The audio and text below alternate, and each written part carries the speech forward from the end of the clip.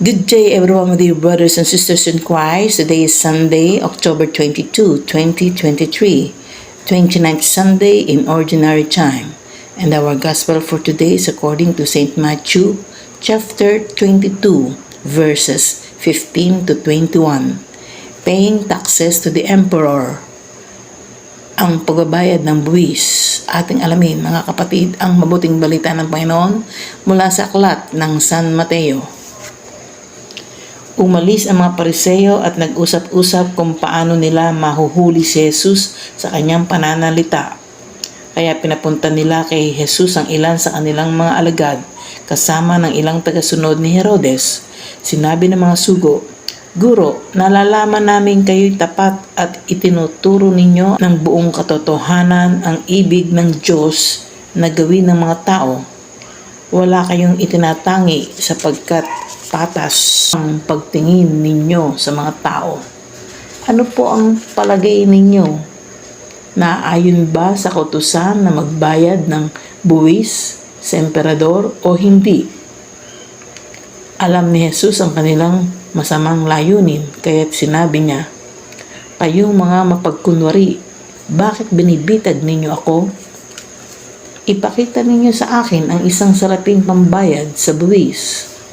At ipinakita nga nila ang isang salaping pilak. "Kaninong larawan at pangalan ang nakaukit diyan?" tanong ni Jesus. "Si Emperador po," tugon nila.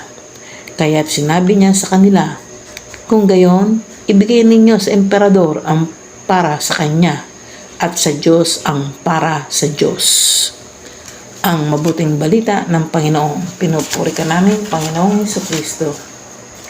In English version, "Then the Pharisees went off and plotted how they might entrap him in speech.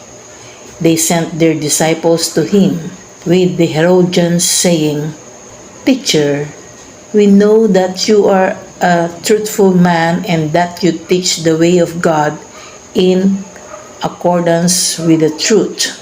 And you are not concerned with anyone's opinion, for you do not regard a person's status. Tell us then, what is your opinion? Is it lawful to pay the census tax to Caesar or not?" Knowing their malice, Jesus said, "Why are you testing me, you hypocrites?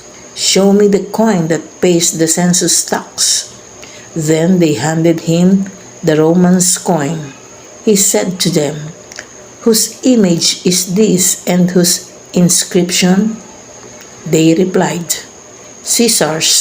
At that he said to them, "Then repay to Caesar what belongs to Caesar, and to God what belongs to God."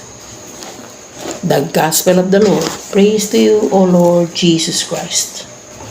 Let us pause for a while and let us pray. Almighty and ever-living God, our source of power and inspiration, give us strength and joy in serving you as followers of Christ, who lives and reigns with you in the Holy Spirit, one God forever and ever. Amen. God bless us all in the name of the Father and of the Son and of the Holy Spirit. Amen.